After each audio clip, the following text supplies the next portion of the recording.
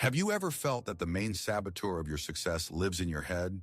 That between you and the life you were born for, with real love, with genuine abundance, with a feeling of deep, ringing happiness, stands a single, icy, relentless voice? A voice that methodically kills your every hope with the same whisper. You are not worthy. This voice has destroyed enough, hasn't it? And know this. This voice is not just low self-esteem. It's not a lack of motivation that can be fixed with affirmations. It is something much more ancient and fundamental. The great cartographer of the human soul, Carl Jung, gave this phenomenon a precise name. He identified it not as your weakness, but as a guardian standing on the threshold of your true potential. And today we will give you a map of that sacred territory that this guardian so desperately protects. Over the next hour, we will not just analyze this enemy, we will make a sacred contract with you. First, you will understand why it appeared in your life and what its true hidden mission is. Second, you will learn what specific treasure it is guarding from you. And third, you will receive a key, a practical method that will allow you to destroy its power over you. Not in years of therapy, but by starting the work right here, in 10 minutes. If you are here, it means the time has come. This is not a coincidence. Our dive into the heart of your true power begins. Now, let's talk about this voice. For real, it doesn't come when you are weak and broken. On the contrary, it comes in moments of your potential greatness, in those very seconds when your soul is preparing to step beyond the old cage. Before that very date that could change everything. A moment before you decide to ask for the raise you have long deserved. In that split second when you look in the mirror and, oh wonder, for a moment you see yourself as beautiful, strong, happy. It is at this moment that it strikes. This is not just criticism. It is a cold, methodical, surgically precise murder of hope. It doesn't shout. A shout could be recognized as something alien, hostile. No, its weapon is a whisper, an icy, rational, almost caring whisper that sounds so much like your own voice of reason. It knows your deepest fears because it was there when they were born. It remembers your every humiliation, every mistake, every rejection, and it lays them out before you like a surgeon lays out his instruments before an operation. It knows your most secret dreams not to support them, but to poison them at their very inception, whispering to you the most destructive lie in the universe. Don't even try. You know how this will end. And the first and most important thing you must know at this very second is, you are not alone in this battle. This quiet, poisonous whisper sounds in the heads of the most brilliant, most successful, most beloved people on this planet. This is not your personal defect. It is a universal part of the human experience, a secret war waged by everyone who dares to want more. So understand, this inner tyrant is not a sign of your personal failure or weakness. On the contrary, listen carefully.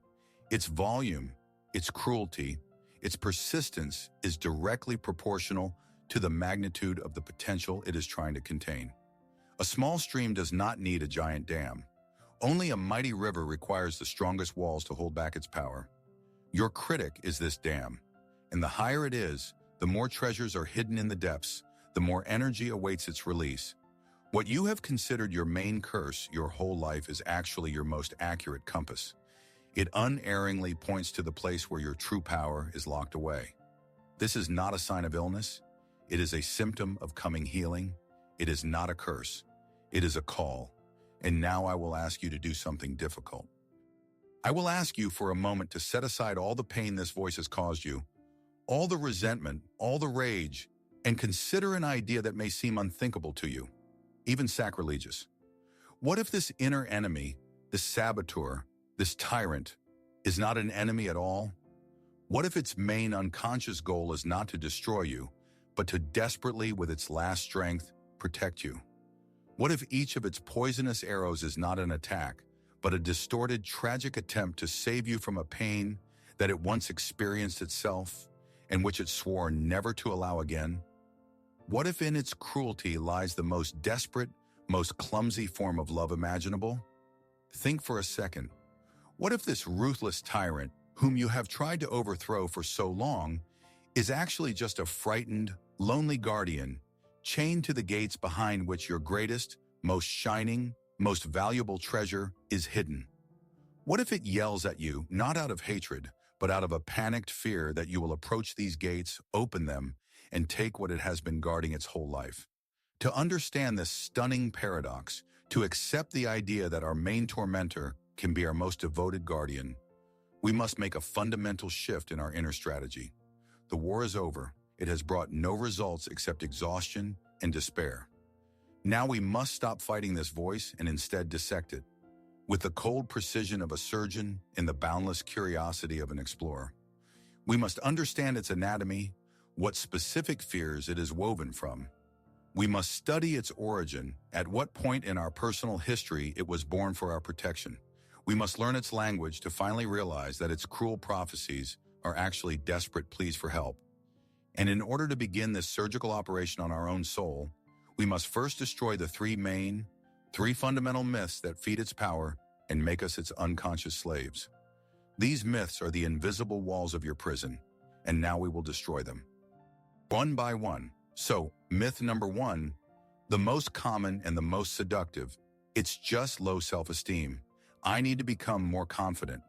We hear this everywhere.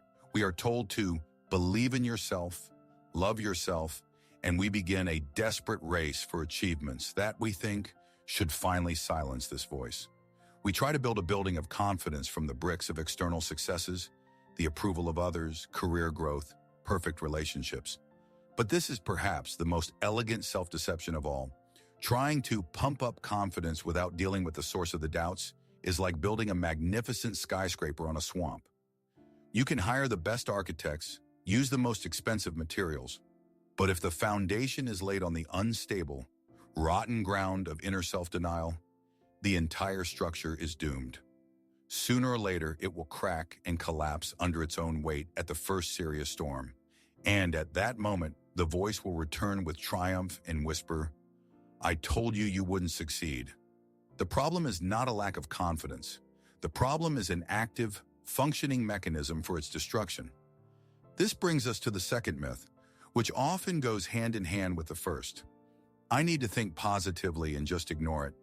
This is a strategy of willful suppression, an attempt to win the war with one's own psyche through total censorship. But it's like trying to get rid of deep rust by simply painting over it with a fresh, shiny layer of paint. For a while, the illusion works. The surface looks smooth and new, but under the glossy layer of positive affirmations, the corrosion continues, eating away at the metal of your soul in silence and darkness. And one day, at the most inopportune moment, it will break through to the surface, even more ugly and destructive than before. Positive thinking, applied as a bandage on a festering wound, does not heal. It only hides the infection, allowing it to spread deeper. And finally, myth number 3, the most dangerous, the most insidious, and the deepest, because it lies at the heart of everything else. This voice is me. It's my rational, adult part that is just protecting me from mistakes and disappointments. This is not just a mistaken diagnosis. It is an act of unconscious self-betrayal. When you believe that this voice is you, you give it absolute, indisputable power. You cannot argue with it, because how can you argue with yourself? Its fears become your laws, its limitations, the boundaries of your reality. You become a prisoner who sincerely believes that the prison walls are his own skin. This lie, this fundamental error of identification, is the very lock that holds you captive. And until we break it, no other strategy will work. If all this is just myths, then what is the reality? What is the true nature of this voice? To understand it, we must cast aside modern psychological terms and turn to a language that is much older and wiser, to the language of myths and symbols. Imagine for a moment that your soul is a vast, rich, and fertile kingdom. It has everything: the dense forests of your intuition, the deep lakes of your feelings, the high mountains of your ambitions, and the endless fields of your potential. In the capital of this kingdom, in your consciousness, you are the rightful ruler. But one day, a long, long time ago, a dragon settled at the main gates of your kingdom. And here is the key mistake in our perception. We thought that this voice of the critic was a tyrant king who had seized power. But that is not so. It does not sit on the throne. It is merely a dragon that lies at the gates and burns with its fiery breath everyone who tries to enter or leave. It burns the new opportunity that knocks at your gates. It burns your courage when you try to leave the walls of the familiar. It burns the love that tries to break through to you, and it burns your own love when you try to express it. And you, as the ruler, have spent years, maybe decades, in a desperate and senseless struggle with this monster. You threw spears of positive thinking at it. You tried to build a wall of self-confidence. You tried to ignore it, hoping it would fly away. But it remained in place. And in this endless battle, you did not ask yourself the only important question: what the hell is it guarding? Understand, your true pain is not the dragon itself. Your pain is living in a besieged kingdom. It is the hunger of a soul cut off from the world. It is the longing for unrealized possibilities. It is the grayness and routine inside the walls, while life rages outside. The dragon is just a symptom. Its fiery breath, its rage, its very presence is the surest sign that inside the walls of your kingdom, in the main treasury, there is something so valuable, so vitally important, so shining, that it required for its protection the most powerful guardian your psyche could create. No dragon will guard an empty cave. This metaphor is not just a beautiful story, it is an accurate diagnostic tool. And now I want to ask you to use it, not just to listen, but to work. I will ask you to take a pause, not a mental one, but a real one, to really feel, not just think. Remember the last 3 times this dragon breathed its fire of doubt and fear on you. The last 3 episodes when this voice was particularly loud and cruel. Maybe it was this morning, maybe last week. Go back to that moment. What were you about to do? What action were you intending to take a second before its attack? Maybe you wanted to call a person you care about and show vulnerability. Maybe you opened a blank document to start writing a book or a business plan. Maybe you were standing in front of the mirror, getting ready for an interview, and thinking about asking for the salary you really deserve. Maybe you wanted to say no to what is destroying you, or say yes to what scares you but beckons you. Notice it almost never appears when you are doing a safe routine, washing dishes, driving a familiar route, watching a series. It awakens only in one single situation: when you are on the threshold of expanding your kingdom, when you are about to take a step into the unknown to make your life bigger, brighter, truer. And now the most important part. I'm serious. Pause this video and write down these 3 situations, on paper or in your phone. Don't just think about them, record them. Situation 1, wanted to post my drawing on social media. The voice said, "This is talentless, you will be ridiculed." Situation 2, Situation 3, do it now. What you have just written down is not a list of your failures. It is not proof of your weakness. These are the first 3 coordinates on the map leading to your treasure. These are the 3 places where your guardian dragon revealed itself most fiercely, which means that is where it is guarding something incredibly valuable. And this pattern that you have just discovered is not accidental. The moments when your dragon awakens are not chaotic attacks. They are precise, predictable reactions of your psyche's security system. And the greatest cartographer of the soul of the 20th century, the man who descended into these depths further than anyone before him, gave this phenomenon a name that perfectly explains its paradoxical, dual nature. This dragon, this guardian, this inner enemy, Carl Jung called the shadow. And here we must be extremely precise. Jung used the word shadow not as a synonym for something evil, sinful, or bad. For him, the shadow is, first and foremost, everything that is hidden from the light of our consciousness. The shadow is everything that we could potentially be, but which we were forbidden to be in the process of upbringing and socialization. It is a huge locked chest in the basement of our soul, where throughout our lives we have thrown the inconvenient parts of ourselves. There lies our unexpressed healthy aggression, which we were forbidden to show, being told, "Be a good boy." There languishes our primal wild passion, which we were told to suppress in order to be a decent girl. There is hidden our unrealized genius, our boldest dreams, which were ridiculed as impractical and stupid.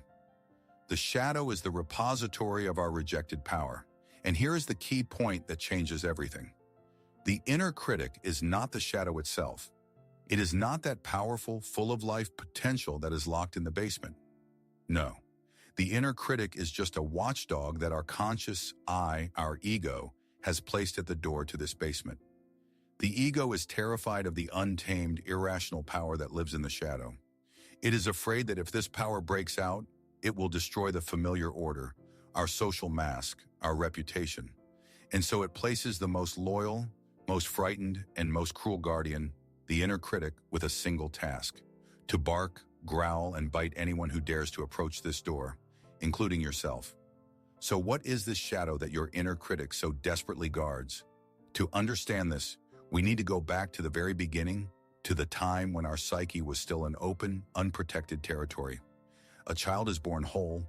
He does not divide himself into good and bad. He is a total manifestation of life. He cries when he is in pain, laughs when he is happy, gets angry when his boundaries are violated, demands when he wants something. But then he encounters the world, parents, educators, society, and the great process of socialization begins, which is also the great process of splitting. To receive love, security, and acceptance, the child must adapt. He begins to learn the rules of the game, and each rule creates a new entry in the book of exiles. Every time he was told, "Don't be angry, good boys don't get angry," he took the living, vibrant energy of his healthy aggression and threw it into the dark basement of his psyche. Every time she was whispered to, "Don't be selfish, you have to share," she cut off from herself the vital ability to care for her own needs and sent it there too. Be convenient. Don't stick out. Don't be too loud. Don't be too sensitive. With each such message, we took another living, authentic part of ourselves and locked it in the shadow. But here is a fundamental law of psychology. Energy does not disappear. It cannot just evaporate. Locked in the basement, it accumulates, condenses, ferments. And over time, in this darkness, a powerful, wild, but absolutely authentic being grows our shadow. And what does it contain? Yes, there is our suppressed anger, our envy, our greed, all that was socially unacceptable. But that is only half the truth. Because along with these negative qualities, we also threw a huge part of our power in there. Our primal, instinctive power was deemed too aggressive. Our boundless creativity, too impractical. Our deep, pure sexuality, too shameful. Our ability to say no and defend our boundaries, too selfish. The shadow is not a garbage dump. It is a dragon's cave full of treasures that we deem too dangerous to possess. And here the critic enters the stage. He is not an inhabitant of the basement. He is the jailer that our conscious I, our social mask, which Jung called the persona, has placed on guard. Our persona is our decent business card, the role we play in society, and it is terrified that one day the door to the basement will open and these wild, uncontrollable energies will break out, destroying our carefully constructed image of a good person. The critic is the personified fear of our persona. Its task is to ensure that the prisoners do not escape. And that is why it attacks us every time we, without realizing it, get too close to the door to that basement to reclaim our power. This concept may seem abstract, almost mythical. Let me make it crystal clear with an example. This is Anna's story. To the whole world, Anna was the epitome of success. A brilliant corporate lawyer in her mid-30s, she had everything society prescribes to desire: a prestigious job, an immaculate home in the suburbs, a stable and reliable husband. She was the embodiment of the good girl archetype who did everything right. She never caused her parents any trouble, studied well, chose a serious profession. Her life was a perfectly constructed facade. Her persona was flawless. But behind this facade, in the silence of her perfect home, Anna was slowly dying. She was being eaten away from the inside by a quiet, gray panic, a feeling of total meaninglessness. The life that looked so wonderful on paper felt like cardboard to the touch. Her inner critic was her constant companion, but he was strangely selective. He was almost silent when she was working on complex legal cases. There he was even a kind of ally, pushing for perfectionism, but he turned into a ruthless monster at the most unexpected moments. when she walked past an art supply store and felt an inexplicable pang of longing, when she saw someone posting their imperfect but lively watercolor sketches online, and one evening, succumbing to a sudden impulse, she bought a sketchbook and pencils. And as soon as she sat down at the table and drew the first line, the voice came down on her with all its fury. "What are you doing? This is not serious. You are talentless. You will not succeed. Who are you trying to fool? You are a lawyer, not an artist. Don't make people laugh." The voice was so convincing that she closed the sketchbook in tears and never opened it again. Starting to work with a psychologist, Anna went on an excavation of her soul. And there, under the ruins of decades of the right life, she found what she had buried so long ago that she had forgotten its existence. She found a little girl with paint-stained fingers who could sit on the floor for hours, creating fantasy worlds on paper. This girl was brave, a little wild, absolutely free in her creativity. This was her shadow, the inner artist, the rebel. And memories immediately surfaced. Her loving but very anxious parents, for whom stability and financial security were the highest value. "You can't make a living by drawing," her father would say, seeing her latest sketchbook. "Focus on math. That will be useful to you," her mother advised. They were not evil. They were terrified that their daughter would repeat the fate of a poor artist, that she would not be able to survive in this complex world. And at that moment, Anna understood everything. The voice of her critic was not her voice. It was an exact, perfect imprint of her parents' fear, which she had absorbed and mistaken for her own. Her critic did not wish her harm. He was carrying out a program laid down in childhood. Protect Anna from the dangerous, unstable, impractical world of art. Keep her in the safe territory of law. He was the ghost of their love and their anxiety, who had taken up residence in her head. He was trying to save her from the pain they were afraid of. And to do that, he had to kill the part of her that, in their opinion, was the source of this potential pain, her inner artist. And the key insight that Anna gained on her journey is the key for you, too. This may be the most important thought you will hear in this entire hour, so listen to it not with your mind, but with your whole being. The voice in your head is not your voice. Read that again. The voice that tells you that you are not good enough, not smart enough, not attractive enough, is not you. It is a ghost. It is an audio recording left in your psyche by someone else a long time ago. It could be the ghost of your parents' fear, like Anna's. Your father's fear of poverty, which yells at you every time you want to take a risk and start your own business. Your mother's fear of being rejected, which paralyzes you before you want to speak the truth in a relationship. It could be the ghost of a society that rejected you. The voice of that teacher who once ridiculed your answer in front of the whole class, and now that voice whispers, "You are stupid," every time you want to express your opinion at a meeting. It could be the echo of cruel words from teenagers in the schoolyard, which still determines how beautiful you allow yourself to feel. It could be the ghost of your own past experience, your own trauma, the ghost of that failure that was so painful that you swore never to risk again.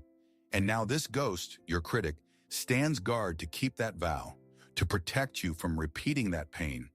Your critic is a ghost to whom you have mistakenly given the throne of your kingdom.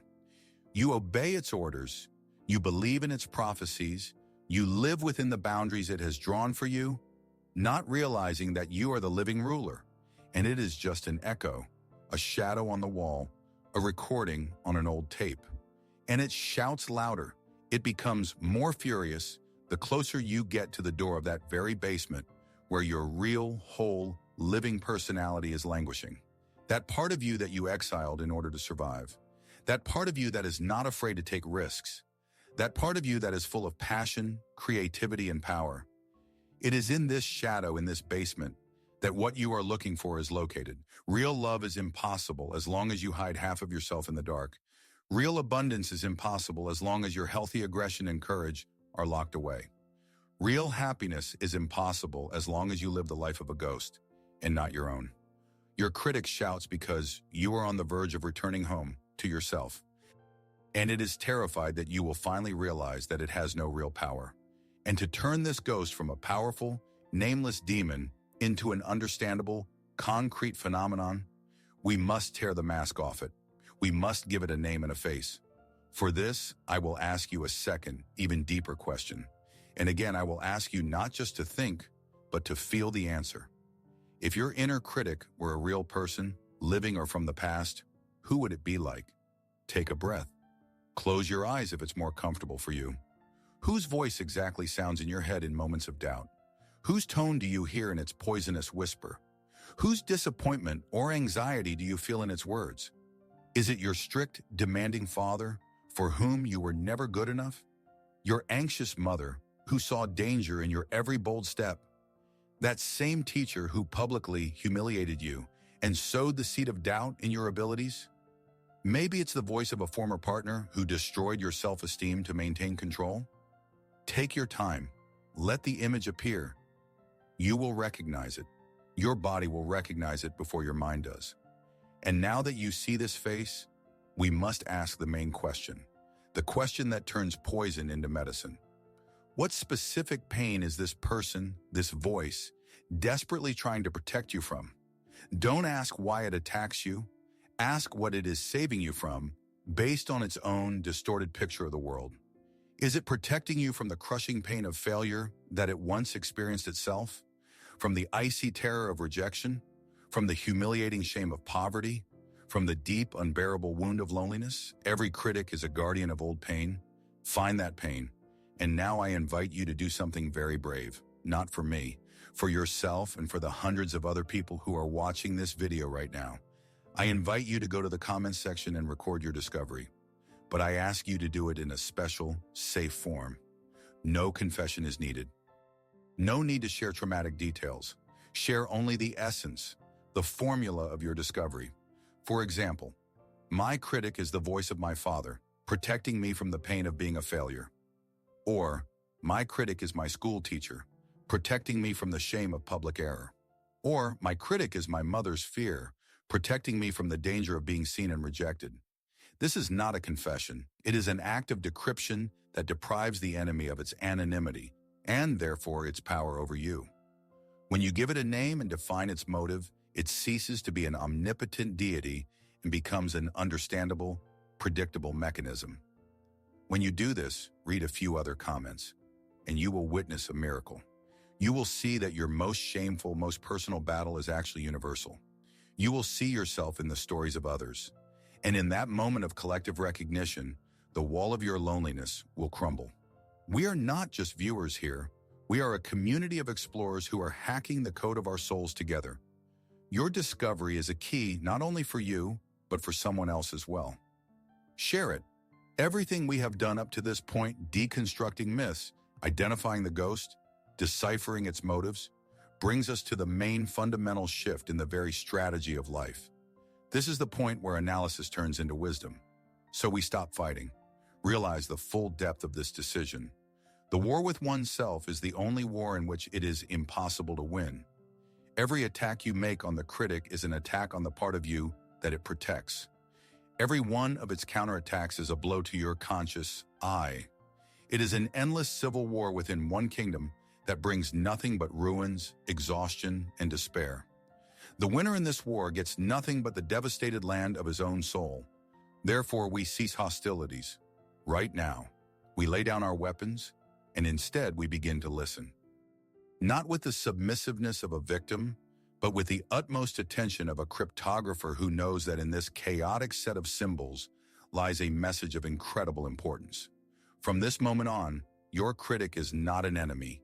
It is your most accurate compass, an unerring navigational tool that points with surgical precision to the place in your soul that most needs healing, attention, and integration.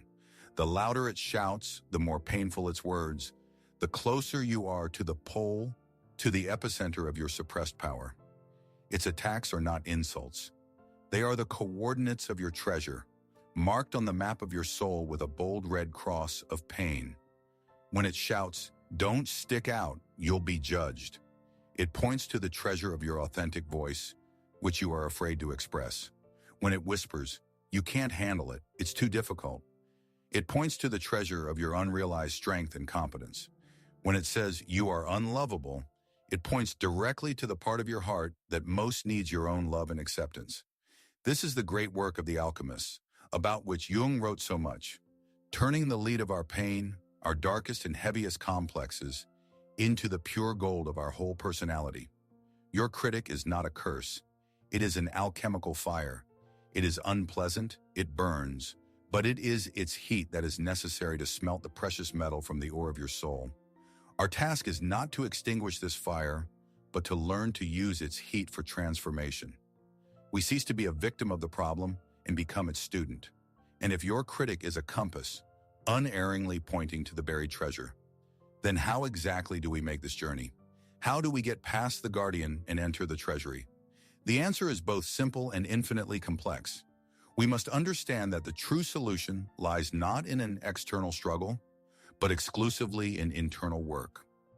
All your attempts to change external circumstances, to make the critic shut up, to find the perfect job, to achieve the perfect body, to earn universal approval, were doomed from the start.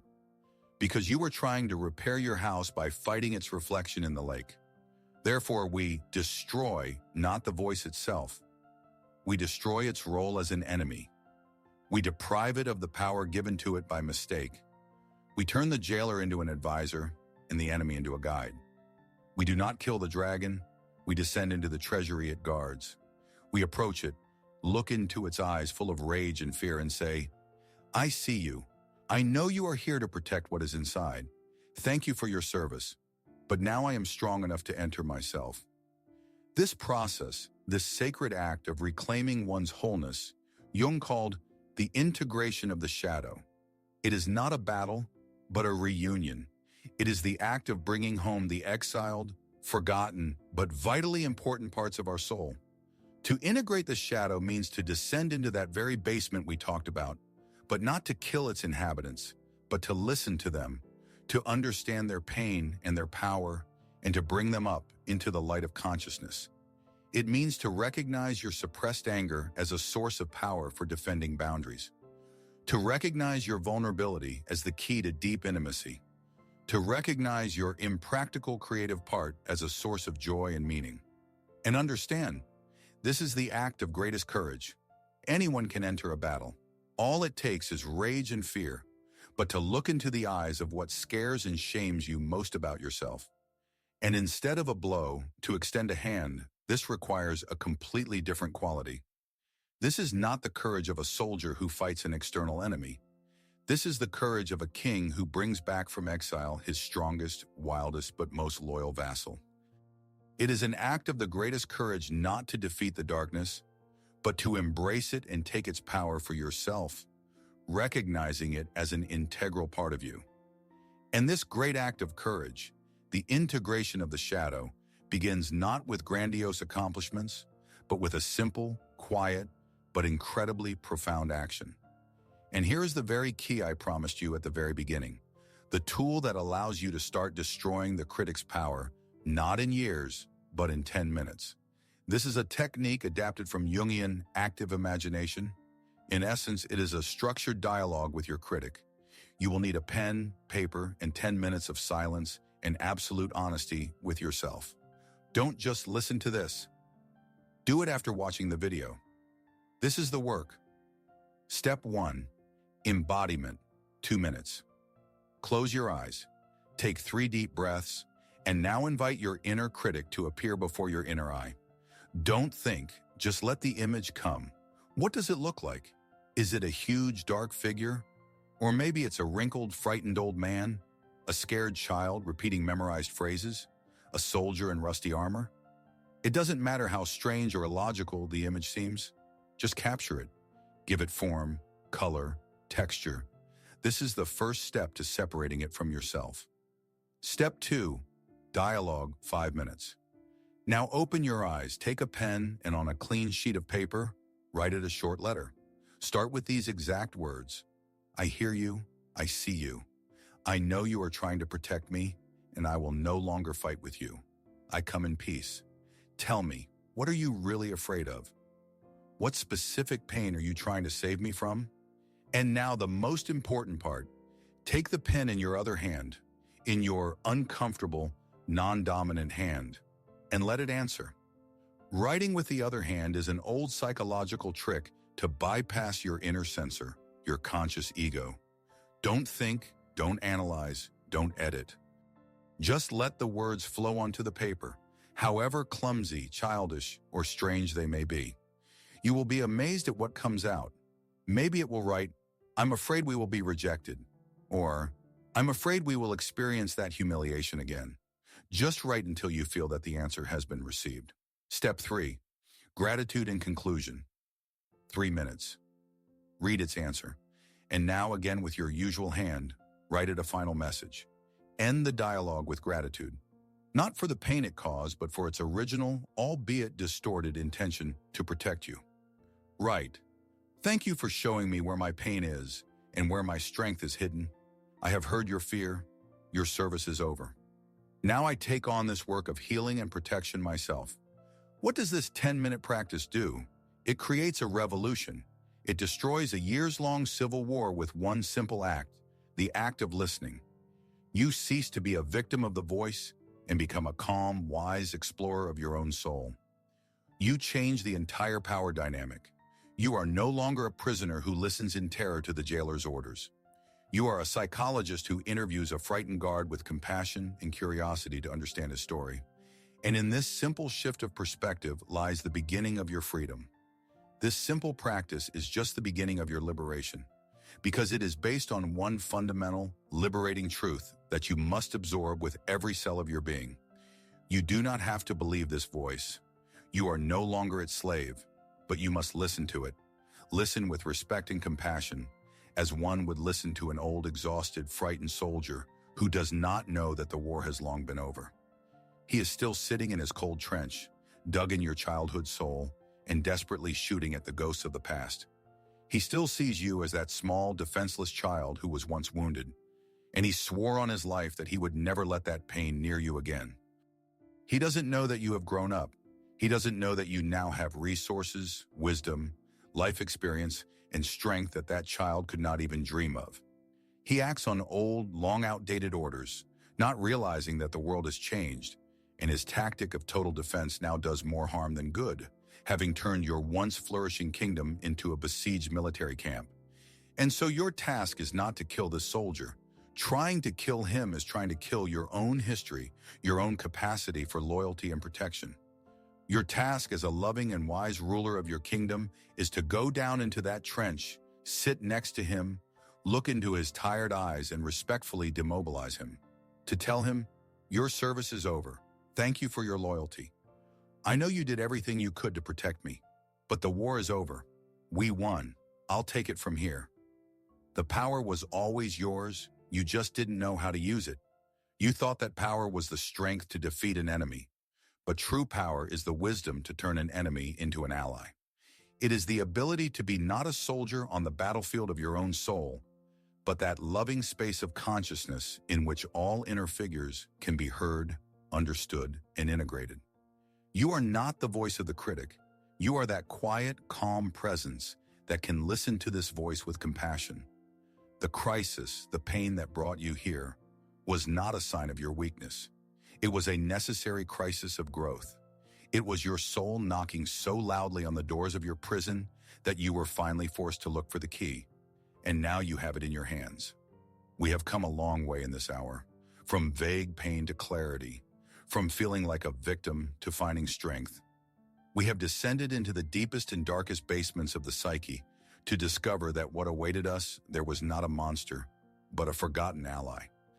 And if we were to reduce our entire journey, all the metaphors, stories, and concepts to a single, most important truth that you will take with you, it would sound like this. The only enemy standing between you and the life of your dreams is not an enemy at all. It is a guardian. It is the most devoted, most frightened, and most faithful guardian of your greatest, most authentic power. The power that you once in childhood considered too dangerous, too bright, too inconvenient for others. And you yourself gave the order to lock it in a dungeon, placing the most formidable guard, the inner critic, on watch. He is not your jailer. He is your servant who is still carrying out your childish, long-forgotten order. And therefore the path to freedom, to real love, to genuine abundance to deep happiness lies not through the destruction of this guardian, but through its integration. Not through a fierce struggle, but through a wise, compassionate acceptance. Not through trying to become someone else, a better version of yourself, but through the courage to finally become yourself in your total, frightening, shining wholeness. You must understand this at the deepest level. You are not broken. You are okay. You have just been living at half strength for too long, using half of your energy to guard yourself from your own greatness. You were not weak. You were too strong, and that scared you. Your task now is not to seek strength, but simply to stop holding it back. And when you accept this truth, not only with your mind, but also with your heart, when you begin to practice this inner dialogue, your future will begin to change. Not immediately, not by magic, but gradually as the landscape changes after a long, harsh winter. Imagine one morning, very soon, you will wake up and notice silence. Not an empty, dead silence, but a calm, clear silence in your head. And you will realize that the voice that has been the background noise of your entire life has simply gone quiet. Not because you defeated it, suffocated it, or exiled it, but because it has nothing more to say to you. Its job is done. The guardian saw that you yourself have become strong enough to protect your treasure, and he can peacefully retire. And at that moment, all that colossal energy that you have spent for decades at war with him, suppressing him, fearing him, all that energy will return to you. It will flood back into the center of your kingdom. And this returned energy will become your calm courage to look into the eyes of the person you like and ask them on a date, without dying of fear of being rejected. It will become your firm confidence to walk into your boss's office and ask for a raise, knowing your worth, not hoping for his mercy. It will become your pure, unclouded inspiration to sit down at a blank canvas or an empty page and start creating, not to prove something to someone, but simply because a story or an image wants to be born through you. You will not become an invulnerable superhero. You will not turn into a completely different person. Something much more profound and wonderful will happen. You will finally, for the first time in many years, become yourself, to your full height. Without the need to apologize for your strength or hide your light, you will simply return home. And you do not begin this journey home alone. Before we finish, I want to thank you. Thank you for walking this path to the end. Thank you for your trust and for the inner courage it takes to just sit and look into the eyes of your own shadows without turning away. This was deep and difficult work, even if it only happened in the silence of your consciousness. The very fact that you are here at this final stage of our hour-long journey says more about you than you think. Millions of people scroll on in search of quick dopamine and simple answers. You stayed. This is not a sign of simple curiosity. It is a sign of a deep inner readiness for change. It is the call of your soul, which you have finally heard. And therefore, you are no longer just a viewer, passively consuming content. You are an active participant, a participant in the great process that Jung called individuation, the process of becoming yourself, whole and indivisible. You have taken a step. Welcome. Welcome to the community of those who seek not quick answers, but real depth. Those who are ready to go into the darkness to find their own unique light. You are among your own. If this journey into yourself was valuable to you, if you felt that they speak the language of your soul here, then subscribe to the channel so that we can continue this journey together. This is not just a subscription. It is your intention to continue the exploration. Every like, every comment under this video is not just numbers for the algorithm. It is a signal to the universe that this deep, honest work is important. It is a beacon for hundreds of other seekers who right now, just like you once were, are wandering in the dark and desperately need a map. Your support makes this light brighter. But most importantly, the most important thing you can do right now is something else. Please do not close this video just to return to the old life, to the old patterns, to the old inner dialogue. Do not let this hour become just an interesting intellectual concept. Turn it into action. Do what you promised yourself. Take a pen and paper. Find a quiet place.